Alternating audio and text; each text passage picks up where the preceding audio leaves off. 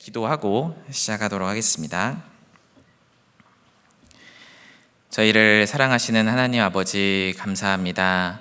영원히 지옥에 갈 수밖에 없었던 저희를 불쌍히 여겨주시고 십자가 크신 사랑으로 아무 조건 없이 구원하여 주심에 감사드립니다.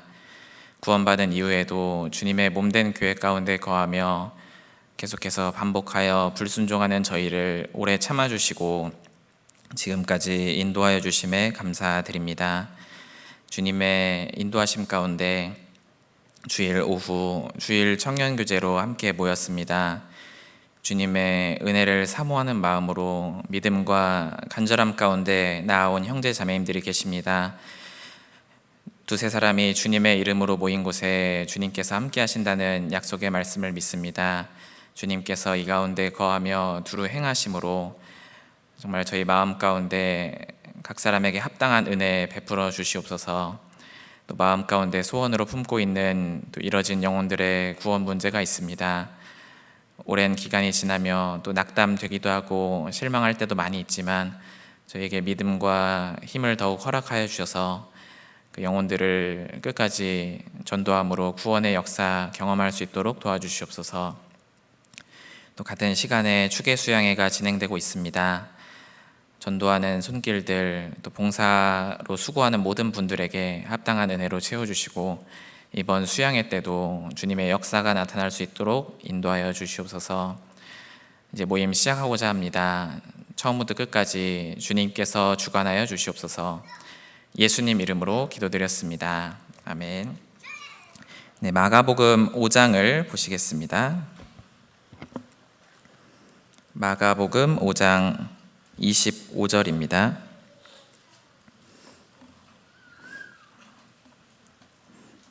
(5장) 25절부터 이제 34절까지 읽을 텐데요.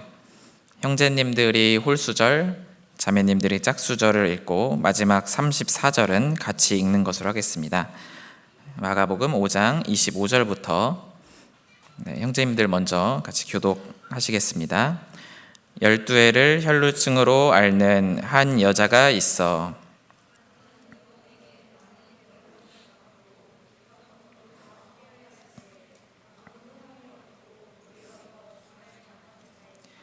예수의 소문을 듣고 무리 가운데 섞여 뒤로 와서 그의 옷에 손을 대니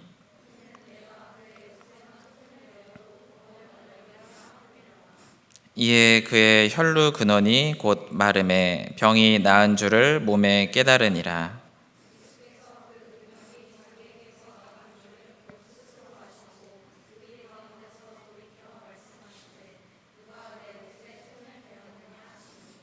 제자들이 여짜오되 무리가 애워싸 미는 것을 보시며 누가 내게 손을 대었느냐 물으시나이까 하되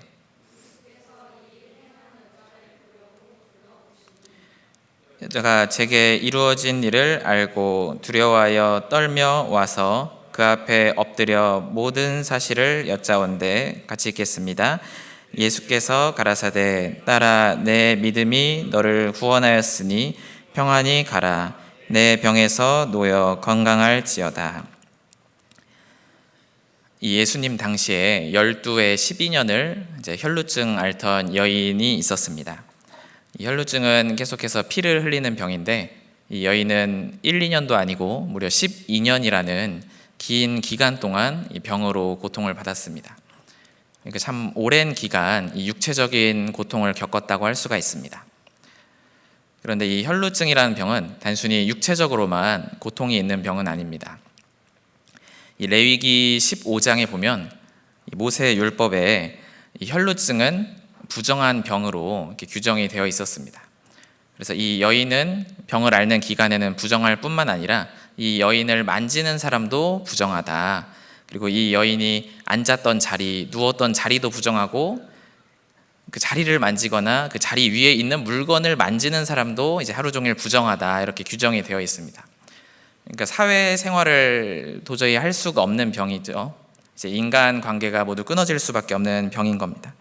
사람과의 접촉이 금지되고 이런 여인은 특별히 성막이나 성전에도 나아가는 것이 금지가 되었습니다. 하나님과의 관계, 주변 사람들과의 관계가 다 깨지고 참 그야말로 벌레 취급 받으면서 살 수밖에 없는 그런 병인 것입니다.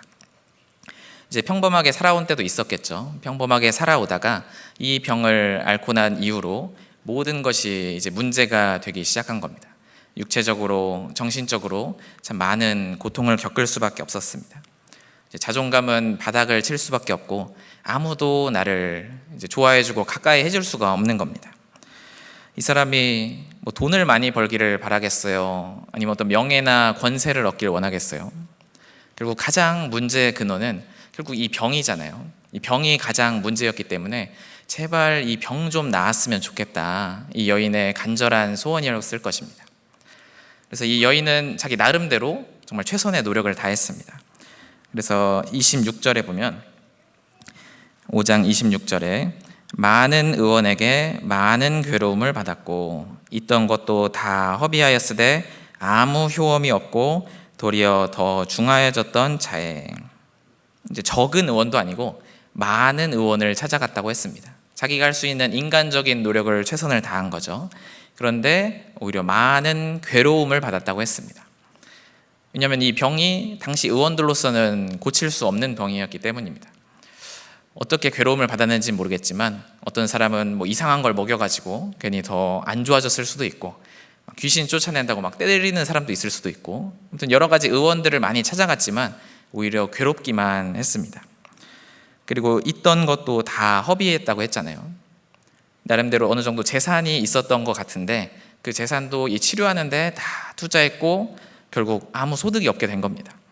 아무 효험이 없고 도리어 더 중하여졌던 자에, 자기 나름대로 이 고통에서 벗어나고자 정말 발버둥을 쳤는데 오히려 노력을 하면 할수록 상황은 악화가 되는 그런 지경이었습니다. 그 가운데 이제 1년이 흐르고 2년이 흐르고 무려 12년이나 흘러간 거죠.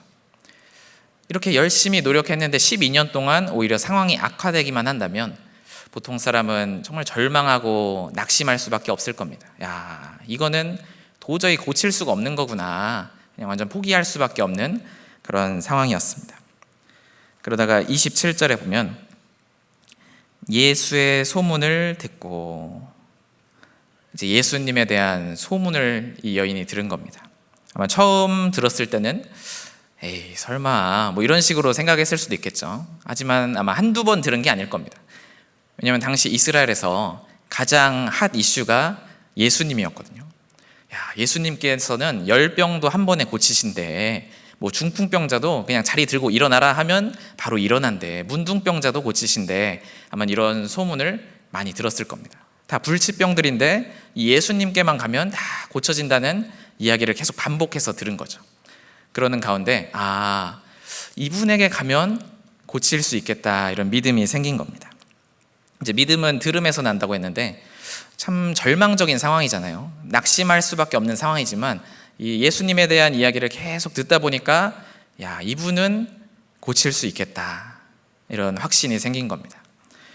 그분은 정말 능력이 엄청나대, 그분은 정말 이 병자들, 사회에서 소외된 사람들을 사랑하시고 그 한 명 한 명 이렇게 손을 얹어서 고치실 정도로 영혼을 사랑하는 분이래, 구약에 약속된 메시아 그리스도래, 이런 이야기를 이제 계속 들으면서 이제 이분에게 가야겠다는 이제 마음의 결심을 하게 된 겁니다. 그러다가 이 여인이 이제 예수님이 갈릴리 지역에 다시 오셨다, 이 이야기를 듣게 된 겁니다. 이제 기회가 온 거죠. 예수님이 이방 데가볼리 지역에 이제 가셨다가 거기 군대 귀신 들린 사람을 고치시고 다시 이제 배를 타고 갈릴리 지역에 오셨습니다. 그래서 앞에 21절에 보면, 5장 21절에 예수께서 배를 타시고 다시 저편으로 건너가시매, 이제 갈릴리로 오신 거죠. 큰 무리가 그에게로 모이거늘 이에 바닷가에 계시더니, 이제 예수님 오셨다 소문 나니까 또 사람들이 우르르 몰려든 겁니다. 그래서 예수님이 이제 배 타고 딱 왔는데 도저히 앞으로 나아갈 수 없을 정도로 이제 사람들이 가득 차 있어서 예수님이 여전히 바닷가에 지금 계신 상황입니다. 그때 22절, 23절 한번 같이 읽어보겠습니다. 회당장 중 하나인 야이로라 하는 이가 와서 예수를 보고 발 아래 엎드려 많이 간구하여 가로되 내 어린 딸이 죽게 되었사오니 오셔서 그 위에 손을 얹으사 그로 구원을 얻어 살게 하소서 하거늘. 이제 많은 사람들 앞에서 예수님이 이동 못하고 계신 상황에 이 회당장 야이로라는 사람이 나타나서 예수님 앞에 딱 무릎을 꿇고 엎드렸습니다. 그래서 이 사람이 자기의 12살 먹은 외동 딸이 있는데 지금 죽어가고 있다고, 제발 한 번만 와서 살려달라고 이제 예수님께 간구를 하게 됩니다. 그러니까 예수님께서 자, 그럼 이제 야이로의 집으로 가자 이제 하시는 거죠. 그래서 24절에 보면 이에 그와 함께 가실새 큰 무리가 따라가며 에워싸 밀더라. 예수님이 이동하기 시작하시니까 예수님을 따라서 그 모여있던 큰 무리가 함께 이제 이동을 하기 시작한 겁니다.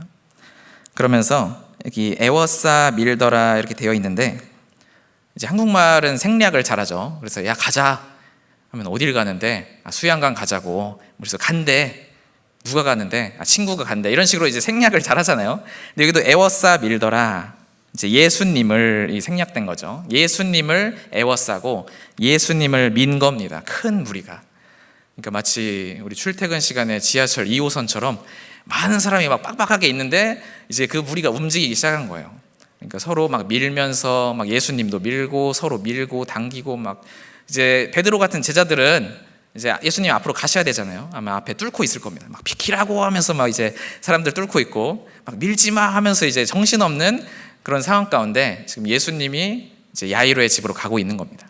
대부분의 사람은 왜 따라갔을까요? 야, 예수님이 또 신기한 기적을 보여주실지도 몰라. 우리 한번 가서 구경이나 하자. 야, 가까운 자리에서 보자. 이제 신기한 거 보러 가자. 많은 사람들이 이동하고 있는 겁니다. 그 가운데 이 12회를 혈루증 앓던 여인이 온 겁니다. 그래서 이 여인이 27절에 보면 예수의 소문을 듣고 무리 가운데 섞여 뒤로 와서 그의 옷에 손을 대니 이는 내가 그의 옷에만 손을 대어도 구원을 얻으리라 하밀러라. 이 여인이 몰래 와가지고 이 무리 사이에 쑥쑥쑥 들어가서 예수님께 딱 다가간 겁니다. 그리고 이 옷가를 탁 만진 거죠. 이 마가복음에 보면 그냥 옷이라고 돼 있는데, 이제 마태복음이나 누가복음에 보면 이제 옷 끝을 만졌다고 이렇게 나와 있습니다. 그러니까 보통은 고쳐달라고 할 거면 예수님 앞에 딱 나타나서 예수님, 제가 이런 상황이 있는데 고쳐주세요 이렇게 말을 해야 정상일 텐데, 이 여인은 참 특이한 방법을 이제 사용을 한 거죠. 왜냐하면 아까 말씀드린 것처럼 이 혈루증이라는 병이 사회랑 격리되어야 되는 병인 겁니다. 그러니까 이 사람은 원래 이런 데 오면 안 되는 거예요. 이렇게 사람 많은데 오면 안 되는 사람이 지금 온 겁니다. 그러니까 예수님 앞에 나타나서 예수님, 제가 혈루증 걸렸는데요 하는 순간 여기 있는 사람들이 다 뒤집어지는 거죠. 그리고 이제 율법을 철저하게 지키려고 하는 어떤 바리새인 같은 사람들이 있었다면 이 비난받고 욕먹을 수밖에 없는 그런 상황인 겁니다. 그러니까 이 여인이 예수님, 저 혈루증 걸렸는데요 뭐 이런 말을 할 수가 없는 상황이라는 거죠. 그리고 더 중요한 이유, 왜 와서 옷자락만 만졌냐면 이 여인은 믿음이 있었던 겁니다. 어떤 믿음이 있었냐면, 내가 28절에 나오는 것처럼 이는 내가 그의 옷에만 손을 대어도 구원을 얻으리라 하밀러라. 이제 옷만 손대도 구원을 받을 정도로 이 예수님은 정말 능력이 많으신 분이라는 것을 믿는 그 큰 믿음이 있었던 거죠. 그래서 딸이 흉악히 귀신 들렸던 이 수로보니게 여인도 예수님 앞에 이렇게 말을 하잖아요.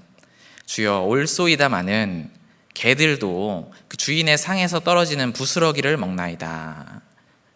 예수님, 뭐 능력 많이도 필요 없습니다. 예수님 정말 능력 많으신 분인 걸 아는데 그 부스러기만이라도 주시면 제 딸이 낫겠습니다 이렇게 말을 하니까 예수님께서 야, 너 믿음 참 크다 하고 딸을 고쳐주시는 이야기가 있습니다.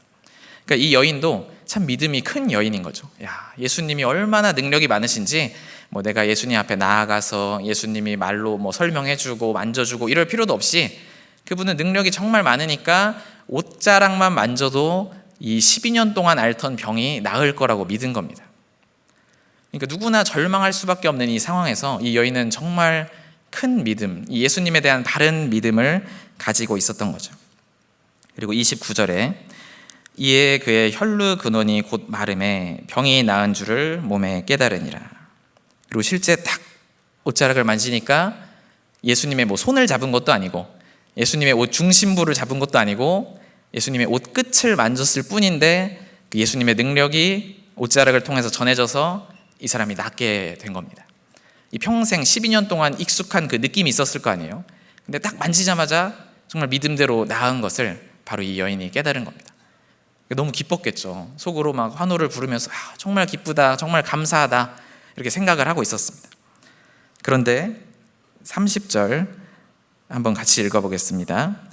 예수께서 그 능력이 자기에게서 나간 줄 곧 스스로 아시고 무리 가운데서 돌이켜 말씀하시되 누가 내 옷에 손을 대었느냐 하시니, 이렇게 지금 큰 무리가 가고 있는 중에 이 여인이 몰래 싹 만졌는데 갑자기 예수님이 멈추시더니 누가 내 옷에 손댔냐 하시는 거예요. 그러니까 여인은 원래 계획은 딱 이렇게 만지고 낫고 이제 바람과 함께 사라지려고 했는데 갑자기 예수님이 야 누가 손댔니? 이렇게 물어보시는 거예요. 그러니까 이 여인 입장에서는 정말 무서울 수밖에 없겠죠. 왜냐하면 이분이 지금 신적인 능력이 있는 분이라는 걸 방금 경험했는데 내가 뭐 당당하게 나와서 요청한 것도 아니고 솔직히 몰래 와서 만졌을 뿐인데 갑자기 이분이 나를 찾잖아요. 그러니까 정말 두려울 수밖에 없는 상황인 겁니다. 아까 말씀드린 것처럼 이 혈루증 걸린 여인이 여기 와 있는 게 걸리면 이건 욕먹고 비난받을 수밖에 없는 그런 상황인 겁니다. 그러니까 누굴 만져도 안 되는 거거든요, 원래는. 근데 예수님 만졌잖아요. 그러니까 이거 비난받을 수밖에 없는 상황에서 야 이거 걸렸다가는 어떤 처벌이 나에게 올까, 예수님이 날 뭐라고 책망하실까 두려워할 수밖에 없는 겁니다. 그때 31절에 제자들이 여짜오되 무리가 에워싸 미는 것을 보시며 누가 내게 손을 대었느냐 물으시나이까 하되, 이제 누가복음에 보면 베드로가 이 말을 했다고 했거든요. 예수님 누군가 만졌겠죠. 다 밀고 있어요. 예수님을 다 만지고 있어요. 갑자기 왜 새삼스럽게 누가 나를 만졌냐고 물어보세요. 지금 다 만지고 있었는데 그냥 가시죠 뭐 이런 식으로 이제 정신 없는데 이런 얘기를 하니까 아마 여인은 속으로 생각했겠죠. 제발 그냥 지나가 하신 속으로 이제 아마 외쳤을지도 모르겠어요. 제발 그냥 가, 날 찾지 마, 이렇게 생각했을 수 있는데 예수님은 이제 32절에 보면 예수께서 이 일 행한 여자를 보려고 둘러보시니, 누가복음에 보면 아니다, 누가 날 만졌다, 내 능력이 나갔다 하면서 이 여인을 찾으시는 거죠. 근데 우리가 모든 것을 아시는 분인데 아니 모든 것을 아시는 분이 왜 너잖아 하고 말하면 되잖아요. 근데 왜 이 여인을 굳이 찾으셨을까? 우리가 성경을 보면서 생각할 것은 하나님은 전지전능하시지만 인간의 자유의지를 박탈하면서까지 그 전지전능함을 사용하시진 않는 겁니다. 왜냐하면 하나님은 사람에게 자유의지를 주셨거든요.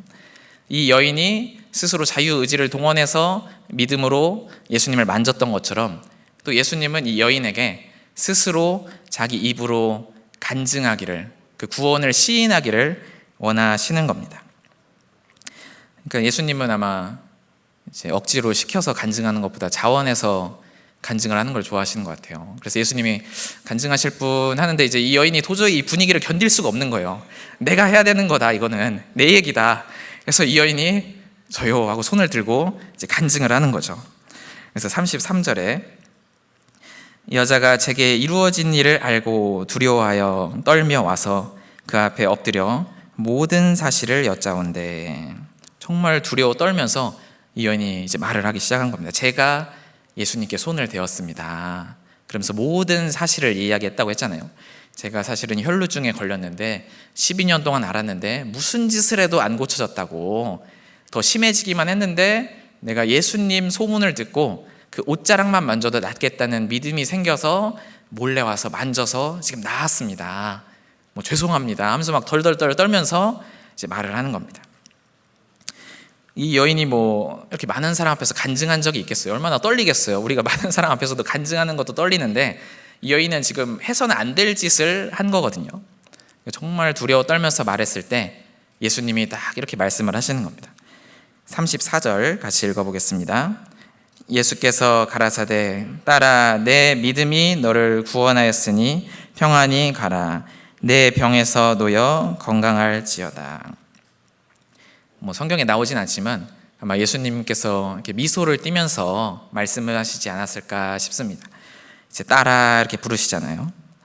따라 정말 정겨운 표현을 사용하시는 겁니다. 다른 아무도 이 사람을 사랑하지 않았는데 이 예수님만큼은 이 여인을 알고 정말 사랑하시는 겁니다. 따라 이렇게 부르시잖아요. 그리고 칭찬을 해주신 거죠. 내 믿음이 너를 구원하였다. 예수님께서 이 여인을 이렇게 찾으신 이유는 이 여인을 칭찬하기 위해서 찾으신 겁니다. 많은 사람들 앞에서 이 여인의 믿음을 좀 자랑하고 싶으셨던 거죠. 야, 이렇게 훌륭한 사람이 있나 좀 보고 들어라 하고 이 여인을 드러내시고 많은 사람 앞에서 공개적으로 칭찬을 해주신 겁니다. 너의 믿음이 너를 구원하였다. 아마 이 여인은 살면서 이 병을 앓은 이후로 뭐 칭찬을 들어본 일이 없을 텐데 예수님께서 이 여인을 이렇게 공개적으로 크게 칭찬을 해주신 겁니다.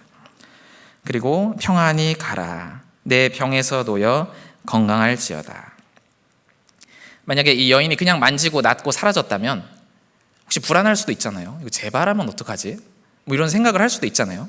근데 이 예수님이 많은 사람 앞에서 공식적으로 선포를 하신 겁니다. 내가 이 여인을 고쳤고 너는 이제 평안히 가면 된다. 이제는 병에서 자유하였기 때문에 이제 편안하게 살아라. 예수님께서 이제 딱 못을 박아주신 거죠. 내가 고쳤고 이제는 다시는 걱정할 필요 없다. 이제 이 여인에게 위로를 해주신 겁니다. 이렇게 이 성경에 보면 12회를 혈루증 앓는 여인의 이야기가 있습니다. 아마 많이 들어보신 이야기실 텐데요. 이 여인의 모습은 먼저 구원받지 않은 모든 사람의 모습을 보여줍니다. 바로 우리가 구원받기 전에 모습을 보여주는 거죠. 이제 우리는 다 죄인으로 태어나서 참 이 죄 가운데 이 죄라는 병을 앓으면서 살아간 겁니다. 각자 나이만큼 이 죄라는 병을 앓으면서 살아온 거죠. 그래서 마치 이 여인이 만지는 건 다 부정해지는 것처럼 우리가 하는 어떤 행동들, 뭐 죄가 부정한 건 말할 것도 없고 우리가 하는 선행조차 어떤 종교적인 열심조차 하나님 보시기엔 다 부정할 수밖에 없는 겁니다. 구원받지 않은 사람은 그런 거죠. 그리고 성막이나 성전에 나아갈 수 없는 것처럼 하나님과의 관계가 끊어져 있고 그로 인해 어떤 거룩한 무리인 이 교회 가운데도 사실은 원래 나아올 수 없는 사람이 바로 나 자신이었던 겁니다.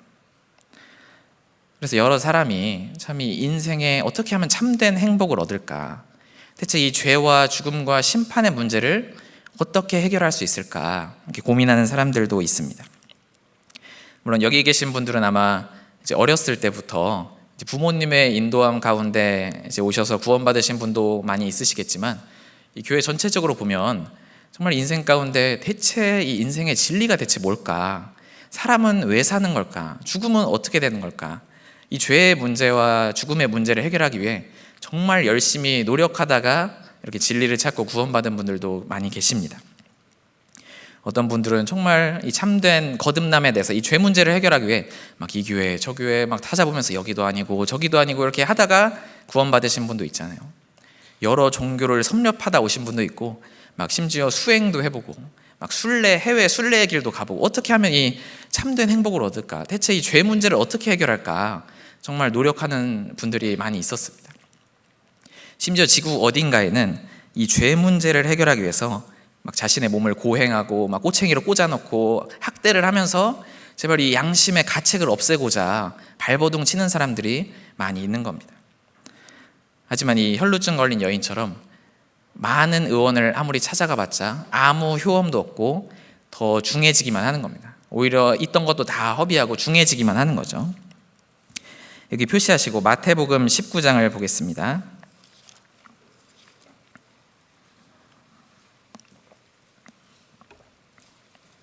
마태복음 19장 25절입니다. 제자들이 듣고 심히 놀라 가로되 그런즉 누가 구원을 얻을 수 있으리까?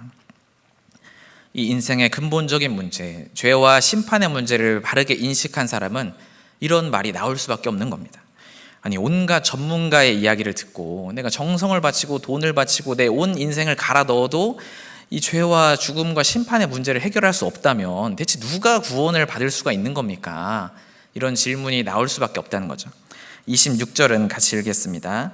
예수께서 저희를 보시며 가라사대 사람으로는 할 수 없으되 하나님으로서는 다 할 수 있느니라. 이 여인이 어느 날 예수님에 대한 소문을 들은 것처럼 우리 모두도 예수님의 이야기를 듣게 된 겁니다. 그 예수님께서 다 이루신 그 그 복음을 듣게 된 거죠. 내가 어떠한 행위로도 이 구원을 도저히 얻을 수가 없는데 하나님께서 의인은 믿음으로 살리라 정해놓으셨다는 것을 이제 듣게 된 겁니다. 뭘 믿으면 되냐면 하나님께서 완전하신 공의와 사랑을 이루시기 위한 그 대속법이라는 걸 만드셨다는 걸 들은 거죠. 그러려면 이제 나 대신 죽어줘야 될 재물이 있어야 되는 거잖아요.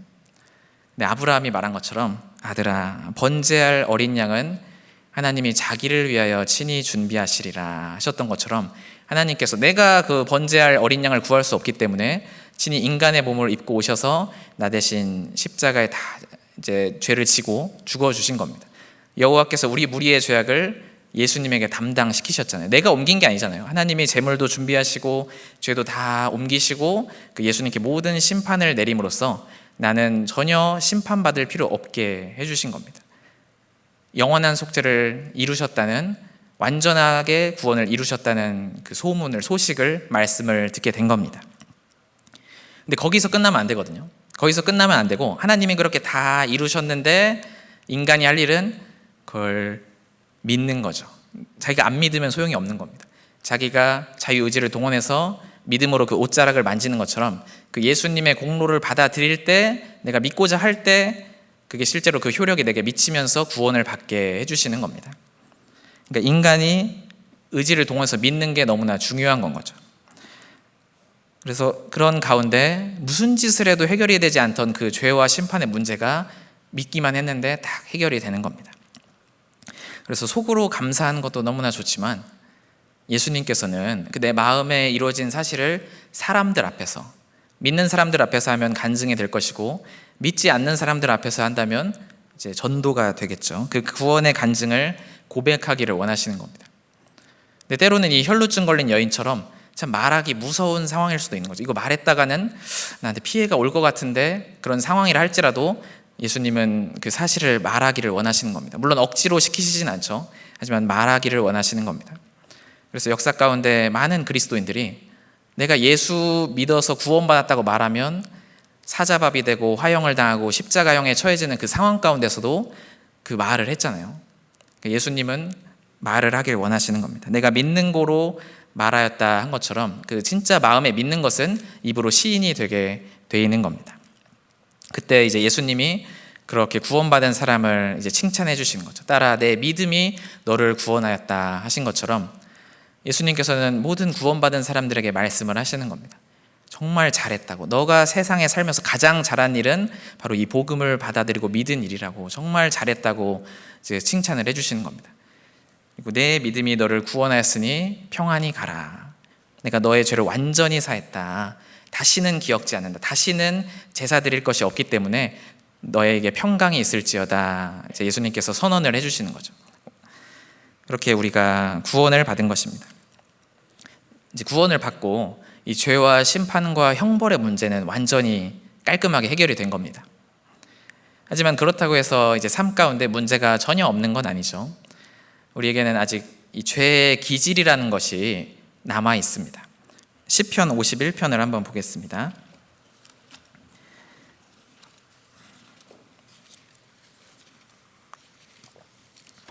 시편 51편 5절입니다. 51편 5절, 네, 같이 읽겠습니다. 내가 죄악 중에 출생하였으며 모친이 죄 중에 나를 잉태하였나이다. 그리고 죄 말씀할 때 자주 듣는 구절이잖아요. 그런데 사실 이 말을 한 사람은 다윗이죠. 그러니까 하나님을 믿고 참으로 구원받은 사람이 한 고백인 겁니다. 구원 안 받은 사람, 하나님 모르는 사람이 이야기한 게 아니라 하나님을 평생 믿으면서 살아온 사람이 하는 고백이라는 거죠. 내가 죄악 중에 출생하였으며 모친이 죄 중에 나를 잉태하였나이다. 나는 근본 자체가 죄구나. 구원을 받았다고 이 사실이 바뀌는 건 아닌 겁니다. 이 죄의 기질이라는 것은 여전히 남아 있는다는 거죠. 근데 우리가 자칫 오해하면 이제 구원을 받고 시간이 오래되면 나라는 사람이 바뀌었다. 물론 하나님께서 이제 바꿔주시는 건 있지만 내 속에 있는 이 죄성 자체가 바뀌는 건 아닙니다. 이거는 절대 안 바뀌는 거거든요. 그래서 어렸을 때 이제 만화 같은 거 보면 이런 게 있잖아요. 막 공격을 이제 적에게 막 퍼붓는데 막 퍼부었어요. 그리고 나서 이제 멈추고 한마디 하잖아요. 해치웠나? 이렇게 말을 하면 이제 먼지가 쫙 거치면서 이제 저기 나 안 죽었어 하고 이제 나오잖아요. 이제 고전적인 클리셰인데 아무튼 육신이 그런 거죠. 이 공격을 하다가 이제 멈추고 이제 해치웠나 하면 나 안 죽었어 하고 이제 육신이 죄성이 올라오는 겁니다. 걔는 안 죽거든요. 그러니까 습관성이고 이제 구제불능인 겁니다. 이 죄성 자체는 도저히 바꿀 수가 없는 거죠. 그러니까 내 본성 그대로, 내 죄성 그대로 하면 딱 성경이랑 정확히 반대로 살 수가 있는 겁니다. 나한테는 그게, 내 죄성에겐 그게 자연스러운 거죠. 그래서 우리가 예를 들면 나를 잘해주고 나를 사랑하는 사람을 사랑하는 건 쉽잖아요. 우리가 그렇게 하면서 살아가는데 성경에 그것은 이방인도 하고 세리도 하고 죄인도 하는 거다, 그렇게 말씀을 하는 겁니다. 성경이 요구하는 것은 이제 나에게 잘해주는 사람만 사랑하는 게 아니잖아요. 그렇게 근데 내가 잘해주는 사람들 사이에만 있다 보면 내가 꽤 그래도 괜찮은 사람이구나, 내가 그래도 이 사람들이 좀 잘못하지만 내가 받아주고, 내가 마음이 참 그래도 넓은가 봐, 참 많이 변화됐어, 이렇게 생각을 할 수가 있는데 이제 그러다 보면 하나님께서 딱 내 속 뒤집어 놓는 사람을 옆에 딱 이렇게 두시는 겁니다. 허락을 하시는 거죠. 나 괴롭히고 조금 싫은 말하고 내 마음에 상처 주면 이제 막 속에 있는 게 다 올라오잖아요. 세상에 막 하면서 이제 자세한 내용을 생략하고, 아무튼 내가 이런 사람이었구나, 이거를 알게 된다는 거죠. 그러니까 우리는 이 죄의 병이라는 게 있는 겁니다. 죄의 형벌로부터는 완전히 구원을 받았지만 죄의 기질이라는 게 있습니다. 그리고 이 혈루증이 특별히 피를 계속 흘리는 병이라고 말씀을 드렸잖아요. 육체의 생명은 피에 있는데 마치 우리 구원받은 사람의 영원한 생명은 예수님의 피에 달려 있는데 마치 피를 흘리는 것처럼 우리의 죄성은 이 받은 은혜, 영원히 속죄해 주시고 구원해 주신 은혜를 마치 흘리는 것처럼 잘 잊어버린다는 겁니다. 우리는 참 죄성으로 인해서 은혜를 쉽게 잊는 사람들입니다. 이사야 1장을 보겠습니다.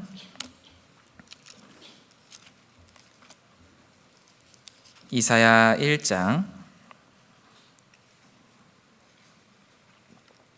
3절입니다. 이사야 1장 3절 같이 읽어보겠습니다. 소는 그 임자를 알고 나귀는 주인의 구유를 알건만은 이스라엘은 알지 못하고 나의 백성은 깨닫지 못하는도다 하셨도다. 하나님 말씀에 소도 임자를 알아, 소도 주인을 안다는 거죠. 소도 사람보다는 똑똑하진 않지만 참 미련하지만 이분이 내 주인이구나, 이분 말은 잘 들어야 되는구나, 이거를 안다는 거죠. 나귀는 주인의 구유를 알건만은, 나귀는 주인의 구유를 알아보는 겁니다. 이분이 나 맨날 밥 주는 분이네, 이분이 내 주인이구나, 이분 말은 잘 들어야겠구나, 이거 짐승도 안다는 거죠. 근데 예를 들어서 만약에 모르는 사람들이 막 와서 소를 건들면 소가 막 가만히 안 있겠죠. 막 발길질하고 막 들이받고 난리 치겠죠. 그래서 참 생각하다 보면 옛날 제사장들은 참 이제 극한 직업인 것 같아요. 이제 소 잡고 염소 잡고 해야 되는데 걔네가 과연 가만히 있었을까요? 아무튼 쉽지 않았겠죠. 근데 이제 만약에 주인이 옆에 있는 경우, 누군가 나를 괴롭히는데 소 주인이 딱 옆에 있는 거예요. 그럼 소도 주인을 알아보거든요. 그럴 때는 소가 좀 잠잠해지는 겁니다. 왜냐하면 주인은 알거든요. 나한테 계속 밥 주는 사람은 믿거든요. 짐승도 그건 안다는 겁니다. 근데 사람은 참 모른다, 하나님께서 말씀하시는 거잖아요. 그래서 별로 좋은 말은 아니지만 검은 머리 짐승은 거두지 말라는 그런 말도 있는데, 참 우리는 때로는 은혜를 잘 잊어버리고 주어진 상황에 원망 불평하고 주님이 분명 계신데 주님 잠깐 비키세요 하고 막 내 마음대로 불순종하잖아요. 그러니까 어려운 환경이나 참 내 옆 사람이 문제라기보다는 내 안에 신앙이 없고 믿음이 없고 참 은혜를 잘 잊어버리는 게 진짜 근본적인 문제인데, 우리는 근본 문제는 놔두고 어떤 주위에 있는 현상이나 환경을 탓하는 경우가 많이 있습니다. 그러니까 우리가 구원을 받을 때도 그랬잖아요. 구원 받을 때도 내 문제가 진짜 심각하구나, 이걸 먼저 깨달아야 구원을 받을 수 있는 것처럼 신앙의 성장도 이 죄성이라는 게 내 능력으로는 도저히 고칠 수가 없는 거구나, 이거를 바르게 깨달은 사람이 신앙의 성장을 할 수가 있는 겁니다. 그래서 19세기 당시에 영국에서 힘있게 복음을 전했던 이제 찰스 스펄전이라는 목사님이 있잖아요. 어느 날 그 목사님이 이제 아침에 묵상을 하다가 이제 부인이 보니까 이 목사님이 막 눈물을 흘리고 계신 거예요. 그래서 이 부인이, 야, 목사님이 참 아침부터 말씀 묵상하다가 은혜를 많이 받으셨나 보다 하고 이제 왜 이렇게 울었냐고 이렇게 물어보니까 이 스펄전이, 야, 내가 아침에 이 그리스도의 십자가에 대해서 묵상하는데 마음에 너무 감동이 안 돼서 너무 속상해서 울었다고 이런 이야기를 했다고 합니다. 그래서 이런 시 구절도 있잖아요. 당신의 십자가 아래서 당신이 흘리신 핏방울을 바라보면서 눈물 없이 서 있는 이 몸은 돌입니까 사람입니까? 이제 이런 우리의 돌 같은 마음을 이제 깨뜨려야 되는 겁니다. 그래서 우리는 이 죄병을 여전히 가지고 있다. 이 누가복음 10장에 나오는 것처럼 강도 만나서 거반 죽은 사람의 모습이 나의 모습인 겁니다. 이제 예수님이 오셔서 내 목숨을 건져주시긴 했지만, 야, 이 사람 상태가 너무 안 좋아서 살긴 했는데 상태가 너무 안 좋다. 그래서 주막에다가 갖다 맡기잖아요. 주막에 맡겨서 이 사람 내가 돌아올 때까지 좀 평생 돌보아 달라고 이렇게 부탁을 하는 겁니다. 그러니까 모든 구원받은 사람이 그런 겁니다.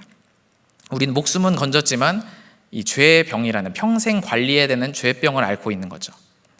그래서 우리 육신의 병 중에도 조금 약 먹고 쉬면 낫는, 깔끔하게 낫는 그런 병도 있지만, 이제 평생 약 먹고 병원 가서 검사 받고 계속 생활 습관 관리해야 되고 이런 병도 있잖아요. 마치 죄병이 그런 겁니다.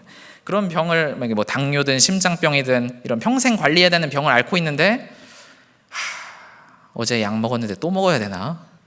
지난주에 병원 갔는데 또 가야 되나? 뭐 이런 식으로 이제 생각하면 그 병이 악화될 수밖에 없는 거죠. 그러니까 죄병이 그런 겁니다. 어제 성경 봤는데 또 봐야 되나? 지난주에 부서 모임 갔는데 또 가야 되나? 뭐 이런 식으로 이제 생각하면 이제 금세 병세가 악화될 수밖에 없는 겁니다. 이제 자기 마음대로 나 조금 괜찮아진 것 같아. 말씀 끊고 교회 멀리하면 금방 육신 올라오면서 세상으로 돌아가는 겁니다. 우리는 이런 죄성 문제를 가지고 있고 또한 죄뿐만 아니라 참 많은 문제들이 살아가면서 있습니다. 로마서 8장 보시겠습니다.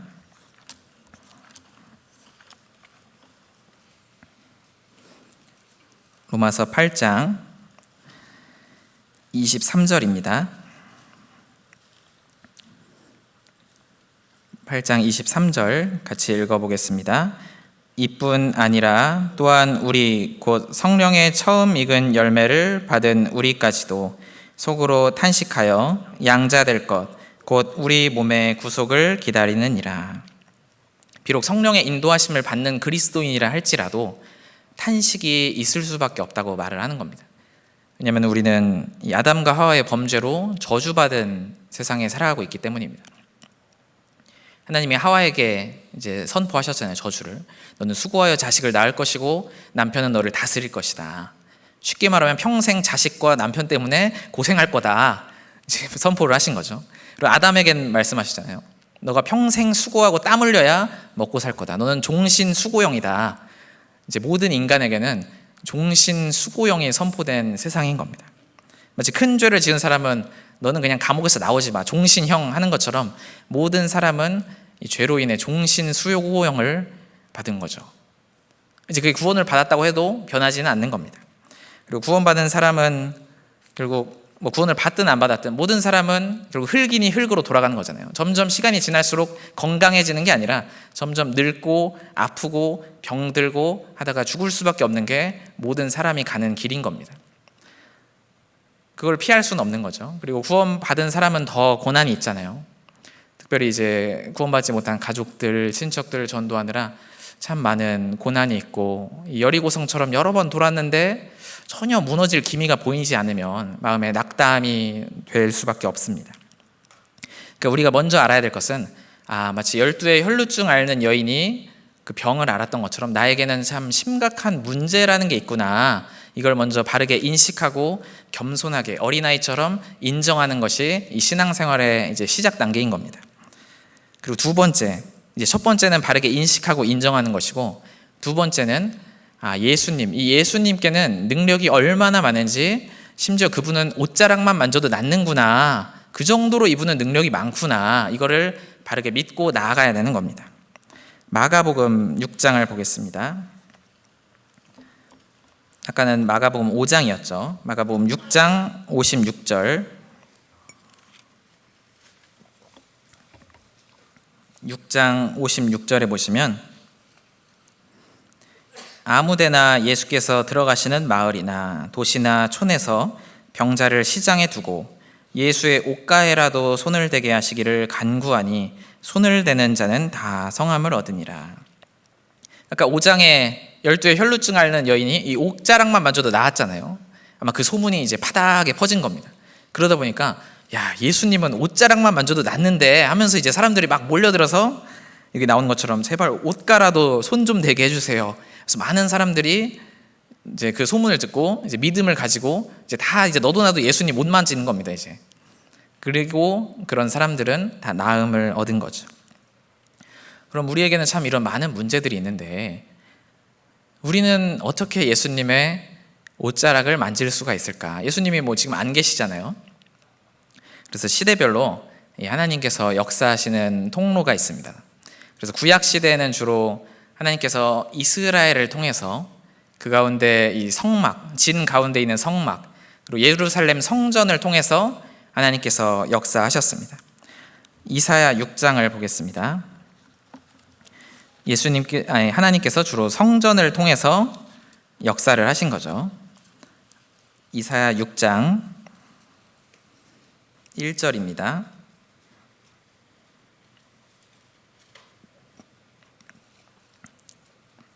이사야 6장 1절 같이 읽어보겠습니다. 우시야 왕의 죽던 해 내가 본즉 주께서 높이 들린 보좌에 앉으셨는데 그 옷자락은 성전에 가득하였고. 이사야 선지자가 딱 보니까 주님이 높이 들린 보좌에 앉아 계시고 그 긴 옷을 입으셨는데 그 옷자락이 성전에 가득했다고 나와 있습니다. 이 요한복음 12장에 보면 이사야 선지자가 주님의 영광을 보고 주님에 대해서 말했다고 했거든요. 예수님이 보좌에 앉아 계신데 그 예수님의 옷자락이 이 성전에 가득했던 거죠. 그 성전에선 하나님의 말씀이 전해지고 속죄의 제사가 이루어지고 하나님과의 교통이 이루어지는 곳인 겁니다. 그러니까 믿음을 가지고 그 성전에 나아간 사람은, 구약 시대의 성전에 나아간 사람은 하나님의 역사를 경험할 수가 있었던 거죠. 그러니까 구약 시대는 이 성전 중심으로 사는 게 너무나 중요했던 겁니다. 성전의 중심으로 살면 흥하는 것이고 성전을 멀리하면 망하는 것이었죠. 그래서 다윗과 솔로몬 시대에는 그 법궤, 성전을 정말 중요시 여겼잖아요. 그래서 부흥을 하다가 이제 나라가 반쪽으로 갈라진 이후에 북이스라엘은 초대왕 여로보암 때부터 이 성전을 멀리했잖아요. 야, 갈 필요 없어. 베델과 단에 금송아지 만들어놨으니까 이게 하나님이야. 이거 섬겨 하는 순간 나라가 쭉 내리막길로 가다가 멸망할 수밖에 없었던 겁니다. 성전을 멀리했기 때문인 거죠. 남유다는 그래도 성전이 있긴 했잖아요. 성전에 가긴 갔는데 문제는 믿음 없이 그냥 가기만 한 겁니다. 그래서 이사야 성경에도 보면은 너희는 참된 믿음 없이 형식적인 제사만 하고 있다. 그냥 가는 거죠. 성전에 가긴 가는데 평상시 삶에는 악을 행하고 있고 입술로는 존경하지만 마음은 하나님에게서 멀었던 겁니다. 그냥 형식적인 제사만 드리니까 차라리 그건 개를 잡고 돼지를 잡는 것과 같다. 하나님이 책망을 하셨거든요. 그러니까 마당만 밟는, 그냥 왔다 갔다만 하는 겁니다. 믿음이 전혀 없이 가는 거니까. 그렇게 구약 시대에는 이 성전이 중요했고, 이 예수님 공생의 당시에는 예수님 그 모든 신성의 충만이 육체로 거하시는 분이 오신 거잖아요. 그러니까 예수님께 나아가면 얼마나 능력이 많으신지 옷자락만 만져도 낫는 겁니다. 그래서 예수님 태어났다 하면 저 멀리 동방 박사들도 수천 킬로로 와서 예수님께 오잖아요. 예수님께 그 당시에는 나아가야만 그 하나님의 역사를 경험할 수가 있는 거죠. 그럼 우리 시대에는 그 주님의 옷자락이 어디에 있을까? 시편 133편입니다.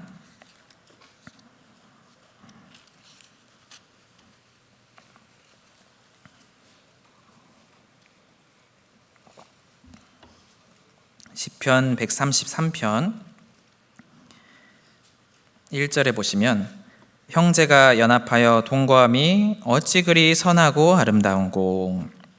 정말 구원받은 성도들이 모여있는 이 교회에 대해서 말씀하시면서 이제 두 가지의 비유하고 계시죠.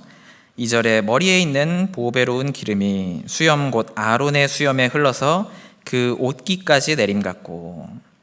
그러니까 대제사장 아론의 비유가 되는데 머리에다 기름을 쫙 부으면 기름이 쭉 흘러내리는 거잖아요.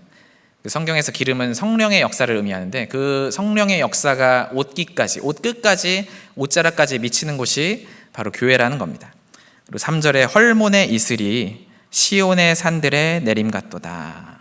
그 높은 산 헐몬에 있는 이슬이 흘러서 이스라엘 전 국토를 적신다. 그 하나님의 은혜를 설명하는 이슬이 이스라엘 전 국토에 퍼지는 것을 이제 묘사하고 있는 겁니다. 교회를.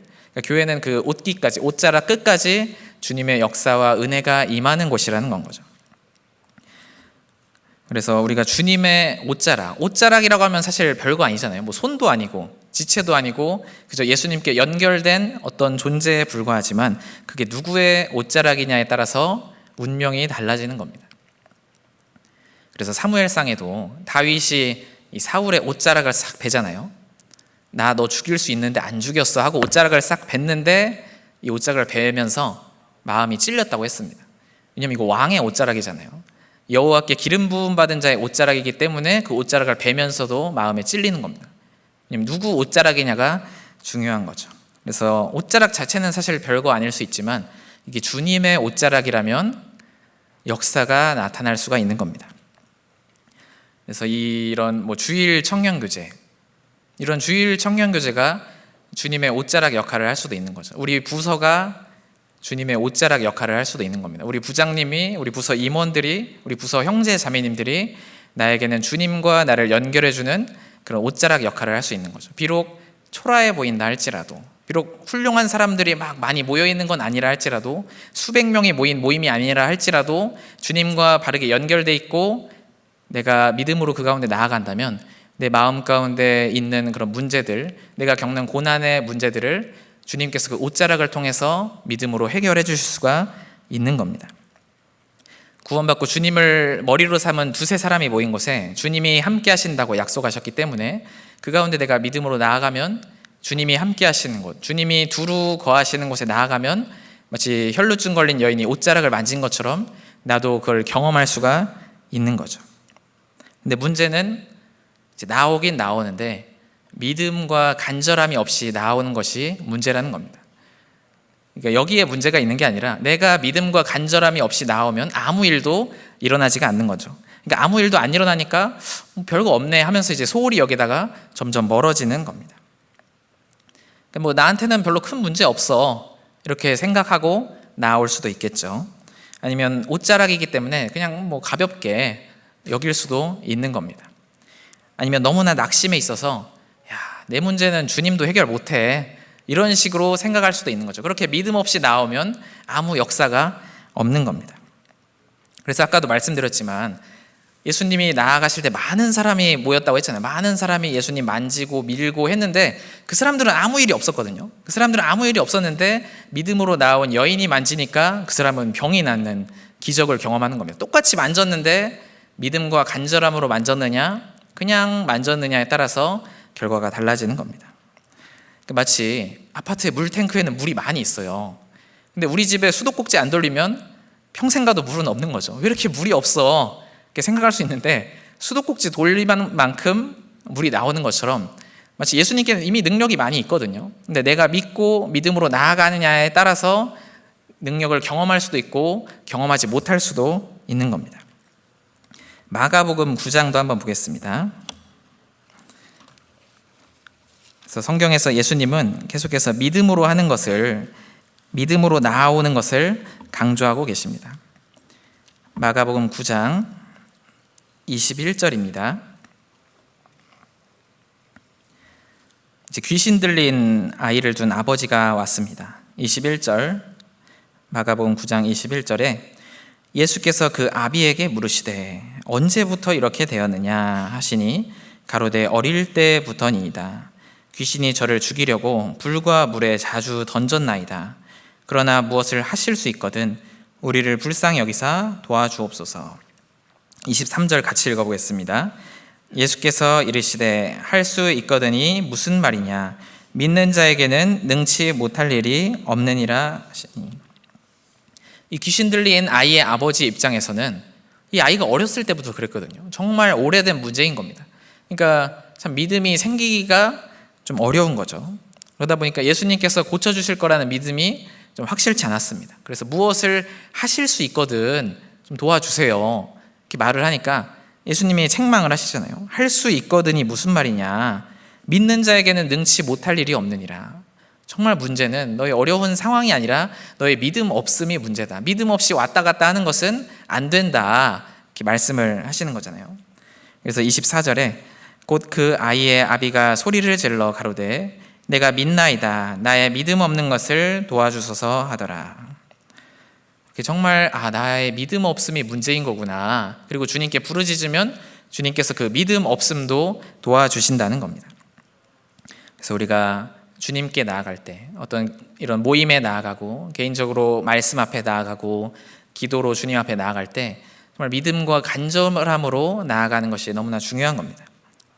이런 부서 모임이든 주일 청년교제든 주일 말씀이든 수요 말씀이든 나아가는 게 물론 너무나 중요한 일이지만 믿음과 간절함을 가지고 나아가야 된다는 거죠.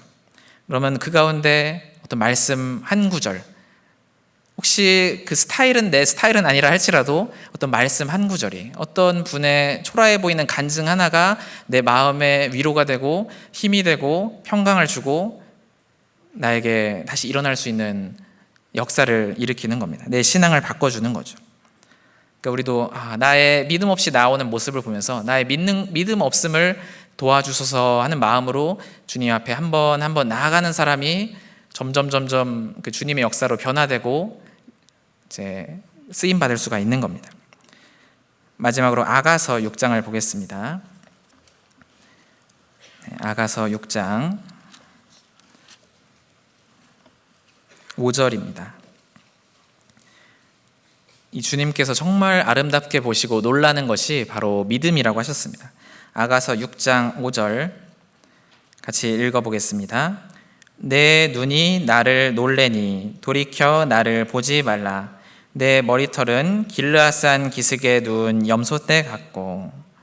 이제 솔로몬이 신부의 아름다움에 감탄하면서 쭉 말을 하는 장면인데 이제 주님께서 성도들에게 하시는 말씀입니다. 내 눈이 나를 놀래니, 그 신랑만 바라보는 눈, 주님만 온전히 바라보는 눈에 주님은 놀라는 겁니다. 이 천지를 창조하신 분이 놀랄 게 뭐 있겠어요? 그런데 성도가 그 어떠한 상황 가운데서도 참 어려운 문제인데 오래되었는데 그럼에도 불구하고 주님만 바라보고 있으면 내 눈이 나를 놀래니 주님이 놀라시는 겁니다. 돌이켜 나를 보지 말라. 이제 반어법인 거죠. 너무나 아름다워서 내가 정신을 못 차리겠으니까 나를 쳐다보지 말라 이제 반어법으로 그렇게 표현할 정도로 주님은 그 주님만 바라보는 성도, 그리고 믿음의 선택을 한 걸음 한 걸음 하는 사람을 너무나 귀하게 여기시고 특별히 사랑하시고 은혜를 베풀어 주시는 겁니다. 그래서 우리는 그 옷자락을 만지기 위해서 주님 바라보고 계속 나아가야 되는 겁니다. 그래서 2024년도 참 시작된 지 얼마 안 된 것 같은데 금세 이제 9월 말이고 이제 10월입니다. 그래서 한 해를 시작할 때 이거 올해 꼭 되었으면 좋겠다, 이제 소원했던 것들이 있을 수 있지만 막상 이제 그 가운데 이루어진 것도 있을 수 있고 9개월이 지나고 10개월이 지났는데도 전혀 난 열심히 했는데 참 바뀔 것 같지 않다, 이런 생각이 드는 문제도 있을 수가 있습니다. 하지만 주님은 그런 가운데서도 주님을 온전히 바라보는 그 눈을 정말 보기를 원하시는 겁니다. 그래서 우리가 주님을 온전히 바라보는 가운데 어떤 겉으로 드러나는 모습은 초라해 보일지라도 그 주님이 역사하시는 곳으로 계속 내 발걸음을 옮기고 믿음과 간절함으로 나아가는 게 너무나 중요할 것입니다. 네, 제가 기도하고 마치도록 하겠습니다. 저희를 사랑하시는 하나님 감사드립니다. 오늘도 주님께서 함께 하시고 역사하시는 이 교회 가운데 나와 주님의 말씀을 듣고 성도들과 교제할 수 있도록 해주심에 감사드립니다. 비록 함께 모인 사람 한 명 한 명 육신적으로는 여러 가지 부족하고 초라해 보인다 할지라도 정말 주님께서 이 가운데 함께 해주시고 역사해 주신다면 저희가 가지고 있는 이 죄성의 문제, 또 저희가 만나는 신앙생활 가운데 많은 문제들을 주님께서 역사로 고쳐주실 수 있음을 믿습니다. 주님, 저희 가운데 더욱 역사하여 주시고 마음 가운데 소원으로 품는 저희 신앙생활 가운데 내적인 열매와 또 전도의 외적인 열매들이 풍성히 맺혀나갈 수 있도록 도와주시옵소서. 교회가 계획하는 모든 일 가운데 함께해 주시고 특별히 10월에 있을 중집회 가운데도 많은 영혼들이 나와 구원받을 수 있도록 도와주시옵소서. 저희도 비록 환경은 쉽지 않고 나의 상태는 연약하지만 믿음을 가지고 주님을 시인하는 그 발걸음 가운데 주님께서 영혼들의 마음을 바꿔주시길 간절히 원합니다. 이후의 모든 일정도 주님께만 의탁드립니다. 예수님 이름으로 기도드렸습니다. 아멘.